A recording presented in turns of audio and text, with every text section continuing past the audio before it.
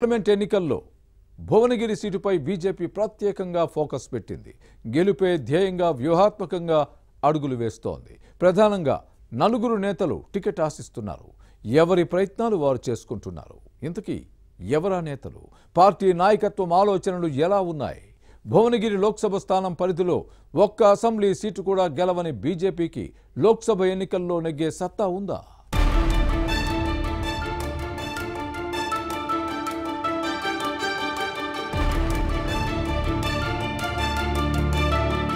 Telangana assembly ఎన్నికల్లో ప్రాతినిధ్యం పెంచుకున్న బీజేపీ రాష్ట్ర శాఖ వచ్చే పార్లమెంటు ఎన్నికలపై ఫోకస్ పెట్టింది. ఎక్కువ సీట్లను గెలుచుకోవాలనే ప్లాన్లో ఉన్న కమలదళం అభ్యర్థుల ఎంపికపై దృష్టి పెట్టింది.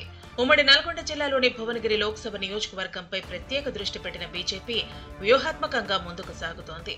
ఈ నియోజకవర్గ పరిధిలో జనగామ, ఆలేరు, తుంగతుర్తి, మునుగోడు, నకరేకల్, భువనగిరి, ఇబ్రహీంపట్నం అసెంబ్లీ స్థానాలు ఉన్నాయి. విజయ సంకల్ప యాత్రలో భాగంగా భువనగిరి లోక్సభ నియోజకవర్గాన్ని ఆ పార్టీ నాయకులు చుట్టేశారు.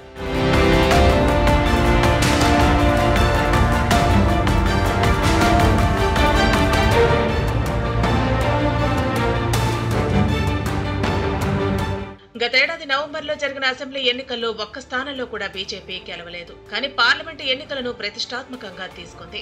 గెలిపే లక్ష్యంగా కేడర్ను సమాయత్తం చేస్తోంది. అసెంబ్లీ ఎన్నికల ఫలితాల ప్రభావం పార్లమెంటు ఎలక్షన్స్ పై ఉండదని పార్టీ నేతలు భావిస్తున్నారు. ప్రజా తీర్పు విలక్షణంగా ఉంటుందనే అంచనాతో ఉన్నారు. ఓ పార్టీ నుంచి ఎమ్మెల్యేలు గెలిస్తే మరో పక్షం ఎంపీ నెగ్గటం ఇక్కడ ప్రత్యేకత.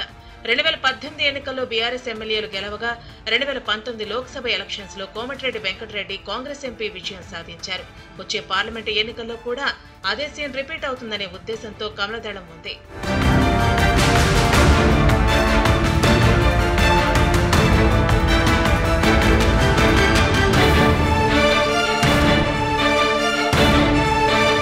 మరోవైపు భువనగిరి పార్లమెంటు నియోజకవర్గంలోని తుంగతుర్తి, నకరేకల్ అసెంబ్లీ స్థానాల్లో ఎస్సీ సామాజిక వర్గ ఓటర్లు అధికం. మిగిలిన చోట్ల బీసీల ఓట్లు ఎక్కువ. గతేడాది నవంబర్లో జరిగిన అసెంబ్లీ ఎన్నికల్లో ఈ పార్లమెంటు సీటు పరిధిలోని జనగామ అసెంబ్లీ సెగ్మెంట్ లో పల్లా రాజేశ్వరరెడ్డి మినహా మిగిలిన నియోజకవర్గాల్లో బీఆర్ఎస్ అభ్యర్థులు ఓడిపోయారు. 2014 లోక్సభ ఎన్నికల్లో బీసీ సామాజిక వర్గ నేత బూర నర్సయ్య గౌడ్ బీఆర్ఎస్ ఎంపీగా విజయం సాధించారు. 2022లో మునుగోడు అసెంబ్లీ ఉప ఎన్నిక సమయంలో కారు పార్టీ సీటు ఆశించారు. కానీ సీట్ ఇవ్వకపోవడంతో గులాబీ పార్టీకి గుడ్ బై చెప్పి బీజేపీలో చేరారు. ఎంపీగా పనిచేసిన అనుభవంతో పాటు సామాజిక వర్గ ఓటు బ్యాంకు అధికంగా ఉండటంతో భువనగిరి ఎంపీ టికెట్ ఆశిస్తున్నారు. 2019 ఎన్నికల్లో బీజేపీ నుంచి పోటీ చేసి ఓడిపోయిన పివి శ్యాంసుందర్రావు రేసులో ఉన్నారు. బీజేపీ జిల్లా శాఖ అధ్యక్షుడిగా పనిచేసిన అనుభవం ఉంది. మొదటి నుంచి పార్టీలో ఉంటూ కమలదళం పటిష్టత కోసం కృషి చేస్తున్నారు. ఆర్థికంగా బలమైన నేత కావటం కలిసి వచ్చే అంశంగా భావిస్తున్నారు.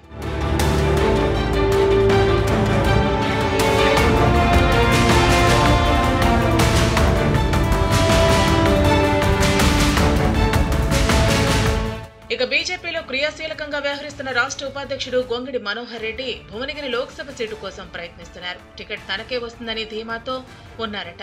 మరో నేత సాయి చరణ్ యాదవ్ సైతం ఇక్కడ నుంచి పోటీకి ఆసక్తి చూపుతున్నారనే టాక్ ఉంది. మునుగోడు నియోజకవర్గంకు చెందిన టీడీపీ జిల్లా ప్రధాన కార్యదర్శిగా గతంలో పనిచేసిన బచ్చనపోయిన యాదయ్య వారసుడిగా ఈ నేత భువనగిరి టికెట్ ఆశిస్తున్నారట.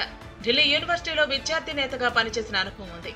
కేంద్ర మంత్రులతో సన్నిహిత సంబంధాలు ఉన్నాయని చెబుతున్నారు. దీంతో భువనగిరి లోక్సభ స్థానం నుంచి బరిలో దిగేందుకు ఆసక్తి చూపుతున్నారు.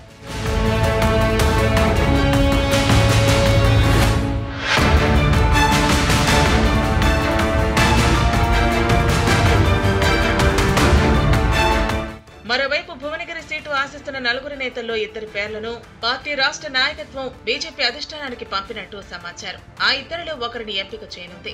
ఆ రెండు పేర్లు ఎవరనే అంశంపై ఉత్కంఠ నెలకొంది. మొత్తానికి ఆశావహులు బలాబలాల్లో ఏ అంశాన్ని పరిగణలోకి తీసుకుని అభ్యర్థిని ఎంపిక చేస్తుందో చూడాలి మరి.